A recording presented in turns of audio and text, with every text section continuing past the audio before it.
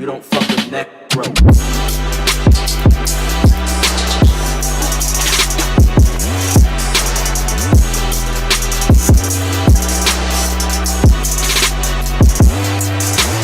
Today's video might just be one of the most interesting one we've done so far, and although I'm not sure anyone was asking for it, no, I'm pretty sure they were asking for this by the way, I know that it's one that you'll enjoy. Today we're talking about captains. No, not those type of captains. We're talking about, no, god damn it, the Magic Knight captains. Today we're gonna go balls deep into all the wait, let me reword that. We're gonna go balls deep into explaining the Magic Knight captains and their strength, and we'll be determining which of them is the strongest. So in part 1 of 2, we are going to explain every captain and their powers, that way we are all on the same page. Then in the next part, we will rank them based on who is the strongest. Let's start things up with something interesting and talk about real Bois Mortia. Whoa, I butchered that all over the place. I made that halal, mate.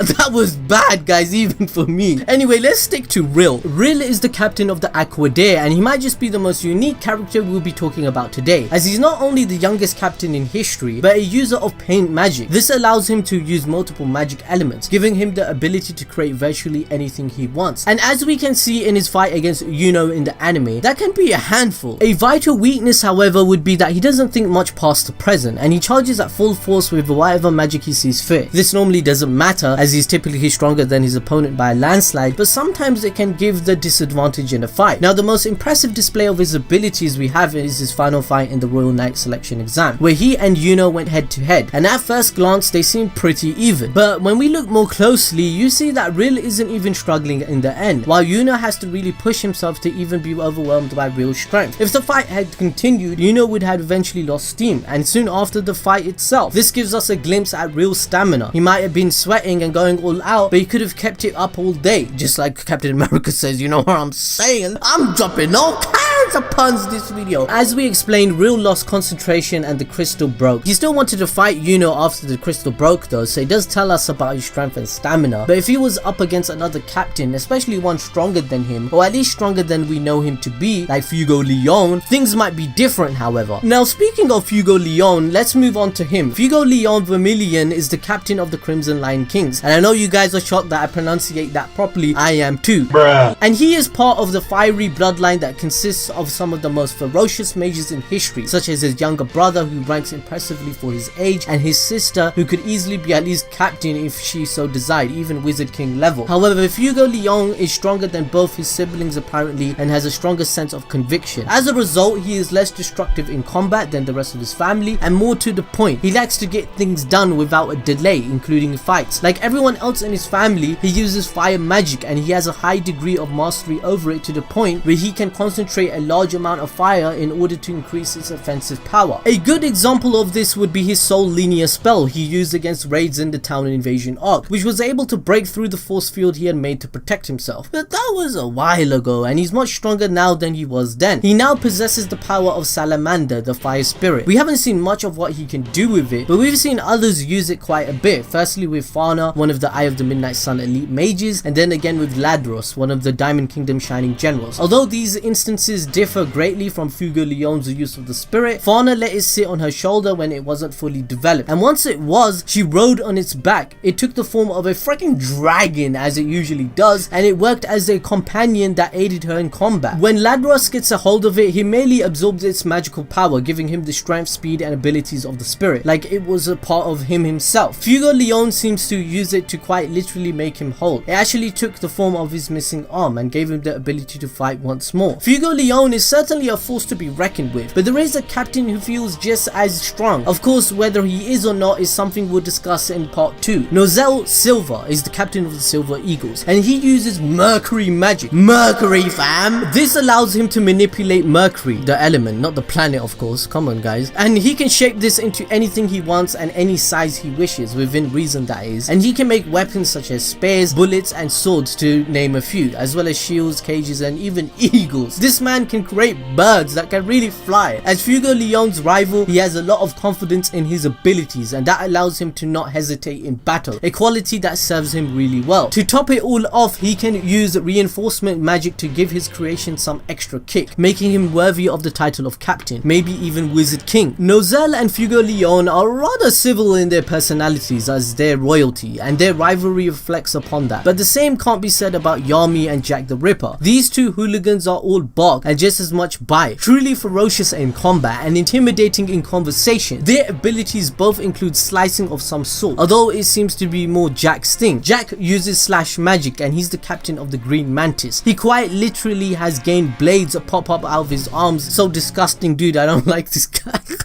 I don't know if you guys like this dude. Let me know in the comment section. And by the way, can you smash that like button please? I really appreciate you. I love you. Anyways, as I was saying, Jack the Ripper's blades are quite powerful to begin with, but his reinforcement magic makes it even more formidable, allowing him to break the very ground beneath him with a single slash. His personality is very in tune with his combat abilities, which makes it easy for him to fight. Maybe a little too easy, as he's always wanted to pick a fight with his rival and fellow Magic Knight captain Yami Sukihiro. Oh my god, I pronounced that right.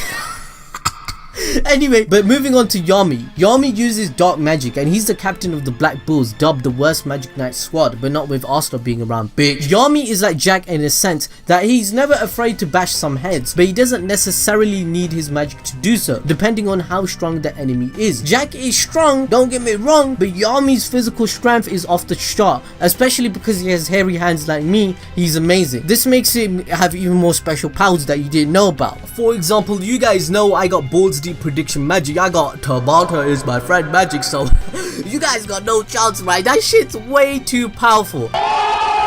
Now, if that wasn't scary enough, he has a katana that he channels his magic through, and that allows him to really let loose and show his enemies why he isn't one to be messed with. Yami can do a lot with his magic. Most notably, he can cut through dimensions itself. You know what dimensions are? Did you take science class? Because I did. That shit's crazy. So just imagine that in your head, right? He can cut through dimensions. He has also gone head to head with Patry, the leader of the Eye of the Midnight Sun, and held his own for quite some time, even managing to injure Patry a number of times. Yami probably would have won that fight too, but we'll never know since Jack and most of the other captains came to his rescue and interrupted the match. Jack is strong, but Yami is the Wizard King level, like seriously. But that doesn't necessarily mean he's the strongest overall. We still have others to cover. Now up to this point, I've only talked about the men, right? And you guys are probably thinking, oh my god, misogynist, feminist, oh my god, let's respect women please. With that being said, let's move on to Charlotte, captain of the Blue Rose Knights. Charlotte uses briar magic, which allows her to bend briars to her will. Briars are giant vines with spikes all over them, so needless to say, she's dangerous. She's both fearsome and fearless, and nothing can deter her from doing what she set out to do. Well, except for her love with Yami, of course, because Yami and Charlotte, come on guys. Now Charlotte has had the biggest crush on Yami for the longest time, and even in battle she's shown she can't stop thinking about him. It's honestly like a little girl's crush. She hasn't admitted it yet, but once she does, she might not be just as distracted, of course, and her capability in combat will skyrocket through the roof, because you know they'll create a bond. You know, she could do that goose shit with him, you know what I'm saying? If you watch Bucky the Grappler, once you do that goose shit, you get stronger. Now don't get me wrong, I'm not saying having a crush on Yami made her weak, but it also shows that merely focusing on things that are less important in fights can affect her. But moving on, like most if not all of the captains, Charlotte uses reinforcement magic to pack an extra punch when fighting, and this only adds to the devastating damage she can do. On top of that, she can also use mana skin, which is always useful, but just imagine when she can use mana zone. Man, you know, that would be something. I think she can probably use that in the future, but Tabata hasn't showed us yet. Now we've seen quite a lot of action from Charlotte, as well as most of the captains, but one we don't see doing much is Dorothy. Why?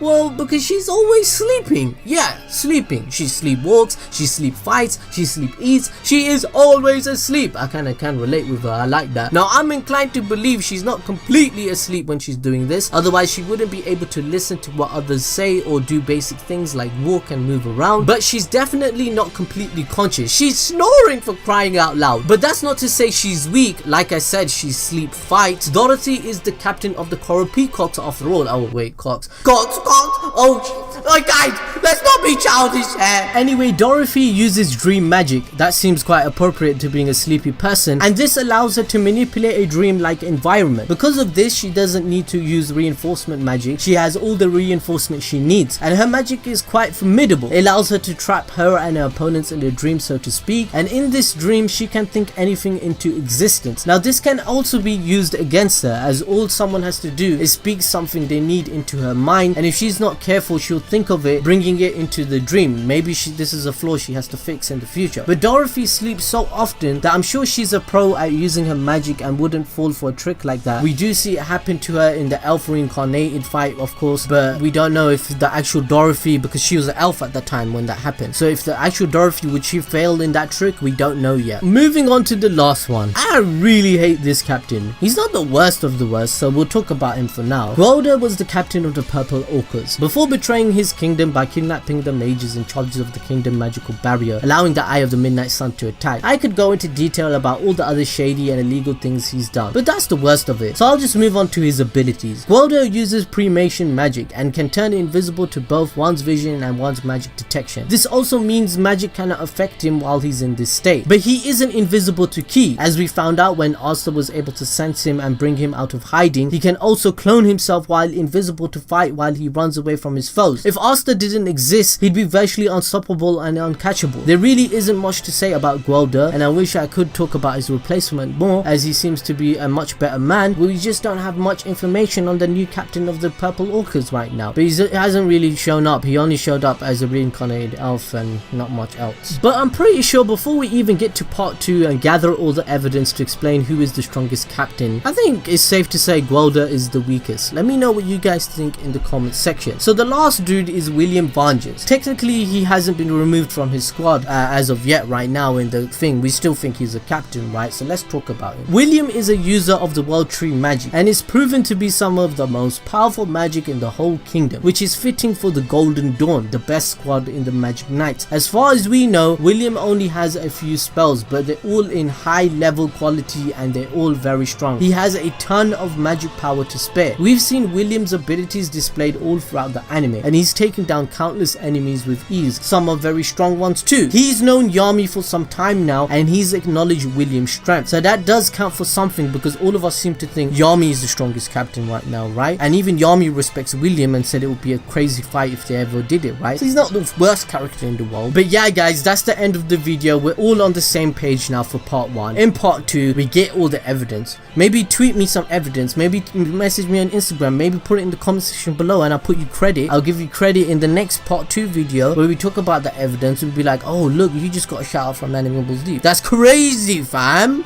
I'm joking. I'm such a troll throughout this whole video. I'm sorry guys. I couldn't turn it down. I need you to talk like this.